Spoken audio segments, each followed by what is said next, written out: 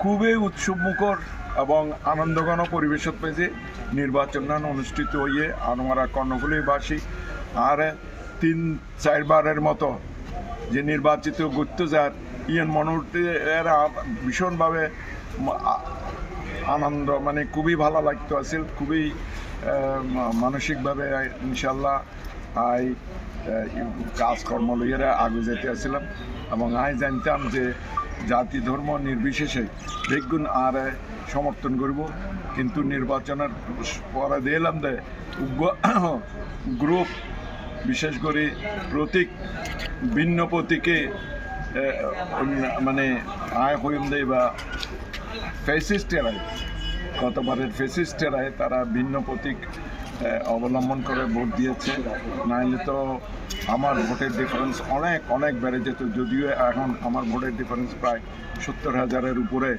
তারপরও আমি চিন্তা করছিলাম যে যেভাবে আমাকে হিন্দু মুসলমান বৌদ্ধ খ্রিস্টান সমর্থন দিয়েছে একটা জিনিস আবার আমি আসলে করেছি লক্ষ্য করেছি যে বলে হিন্দুরা বলে বিএনপিকে ভোট দেয় না সেটা সত্যি না এবার ওরা অসম্ভবভাবে মানে মহিলারা শুদ্ধ পুরুষ মহিলা যেভাবে আমাকে সমর্থন দিয়েছে আমি অত্যন্ত অভিভূত হয়েছি তাদের যে আমার প্রতি তাদের যে আস্থা বিশেষ করে গত 3বার আমি যখন এমপি ছিলাম আমি তো আপনারা জানেন আমি যদিও আমার নেতা বলে দিয়েছে যে কোনো হিন্দু মুসলমান বা কোনো সংখ্যাগুরু ছিল না আমি সমস্ত এলাকায় হিন্দু মুসলমান বৌদ্ধ খ্রিস্টান এলাকায় আমি কাজ করেছি তাদের যে 4-5টা কাজ আমি করেছি তারা সেই সময় আমাকে নির্বাচনের সময় উল্লেখ করেছেন আপনি ছাড়া কেউ আমাদের এই সমর্থন দিয়ে নেই কাজে আপনাকে আমরা ভুলবো না আপনাকে সমর্থন দিয়ে যাব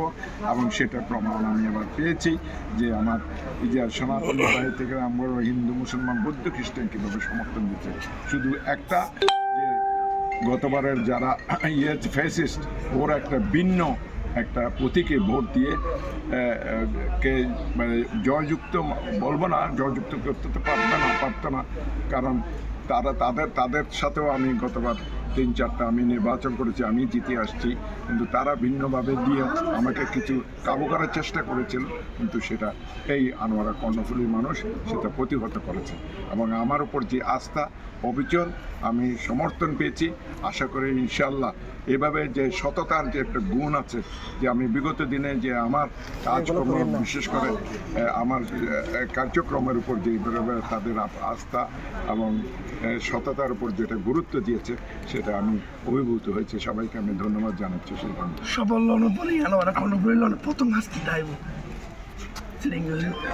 শুনুন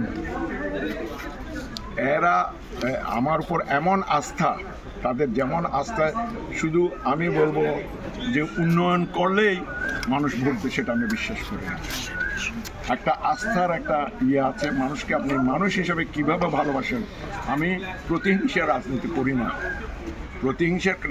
করি না বলে তারা বুঝতে পেরেছে যে সরওয়ার জামাল নিজাম জাতি ধর্ম বর্ণ নির্বিশেষে সবার জন্য এক এবং সেই কাজ করে বিগত দিনে যেহেতু আমি পরীক্ষিতভাবে আমি বলবো আমি একজন পরীক্ষিত তাদের হিসেবে তারা সেটা প্রমাণ করে দিয়েছে যে আপনারা পরীক্ষা নিতে হবে না আপনি জানি যে সবার জন্য আপনি সুন্দরভাবে আনোয়ারাকে যে বিশেষ করে আমাদের চেয়ারম্যান তারেক রহমান সাহেবের যে নতুন বাংলাদেশ গড়ার যে স্বপ্ন সেই স্বপ্নকে বাস্তবায়ন করার জন্য আমার শুধু রাস্তাঘাট না অর্থনৈতিক অঞ্চল হিসেবে আনোয়ারা কর্ণফুলী চট্টগ্রামের সবচেয়ে একটা নির্বাক ভূমিকা পালন করছে আপনারা জানেন কাফকো CFL কোরিয়ান ইপিজেড সবগুলি আমার এলাকায় প্রতিষ্ঠিত এবং কোরিয়ান ইপিজেডের চেয়ারম্যানকে আমি চেম্বারের প্রেসিডেন্ট থাকাকালীন 1995 ইংরেজিতে বলেছিলাম you are the single biggest investors in this country and you establish your factory here in Chittagong.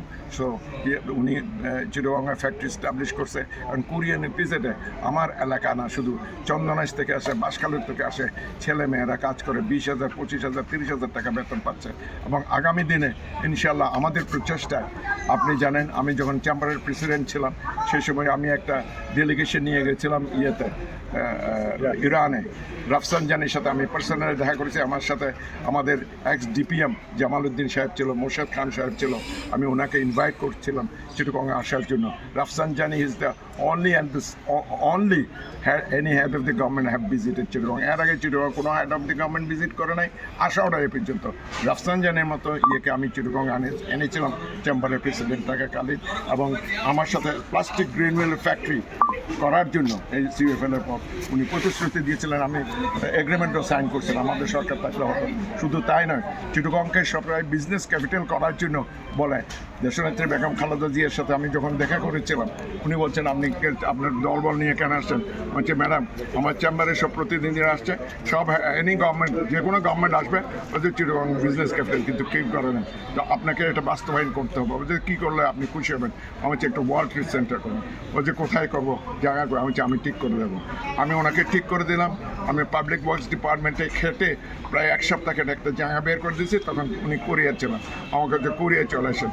Korea গিয়ে 1 টাকার মাধ্যমে madam Khaleda Zia chamber president আমাকে হ্যান্ড ওভার করছিল।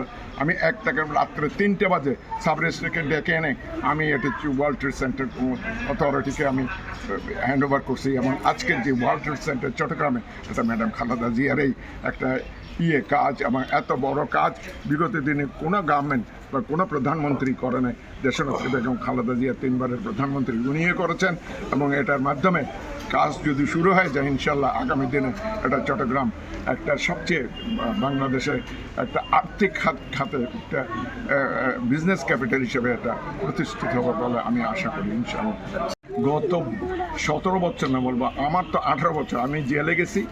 3 বছর আমাকে 2007 সালে আমাকে জেলে নিয়ে গেছিলো ম্যাডাম খালেদা জিয়া। যখন 111-এ গেল, ম্যাডাম সাথে সাথে আমাকে নিয়ে গেল, এবং আমাকে 3টি বছর নির্বিকারে আমাকে জেল খেতে হয়েছে।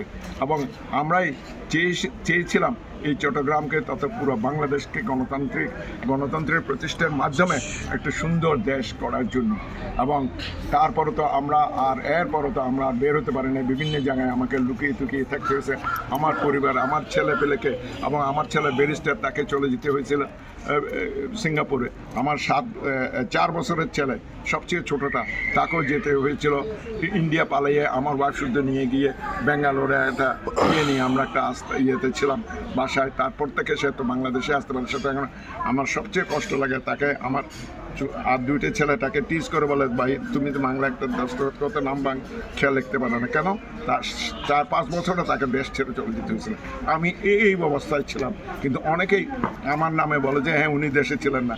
আমার পিছনে বাংলাদেশের বিগেস্ট সন্ত্রাসী ছিল, জানেন আমার কার বিরুদ্ধে 3বার আমি নির্বাচন করে জিতেছি, আপনারা জানেন সবাই তাকে, আমি তার নাম বলতে চাচ্ছি না।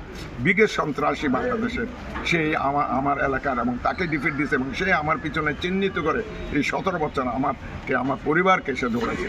আমার ঘর 3 মাসের মতো খালি, দরজা খোলা পাড়া ছিল বলে আমি বলি না। যে কষ্ট আমার ছেলেপেলারা পেয়েছে, আমার কোনো রাজনীতিবিদ আমার মনে বিগত দিনে এত কষ্ট পায়নি। এই 17 বছর পরে এই যে নির্বাচনে আসছিলাম, এই নির্বাচন আমার এলাকাবাসী যেভাবে উচ্ছ্বাসের সাথে যেভাবে আমাকে মানে সমর্থন দিয়েছে, পাগলের মতো আমাকে সমর্থন দিয়েছে। এবং আমার চেয়ারম্যান তারেক সাহেবের কথায় উনি যে প্রতিশ্রুতিগুলি দিয়েছেন, এর কথায় আমাদের নেতা কর্মীরা উচ্ছ্বাসিত হয়ে আমার পিছনে যেভাবে ভোট দিয়েছেন, দেখেন এবার আমাকে ল্যান্ডস্লাইড বিক্রি, আমার সাথে 70,000 ভোটের ডিফারেন্স আমার ইয়ের সাথে, নিকটতম প্রতিদ্বন্দ্বীর সাথে। তাহলে বুঝতে পারেন যে কীভাবে মানুষ সমর্থন দিয়েছে, আর আমার নামে কীভাবে অপবাদ বাজারে তারা ছেড়েছিল। তো কাজেই এগুলি মিথ্যা প্রমাণ করে আমার দেশবাসী, আমার কর্ণফুলীবাসী আমাকে 4র্থবারের মতো আমাকে সংসদ সদস্য বানাইছে।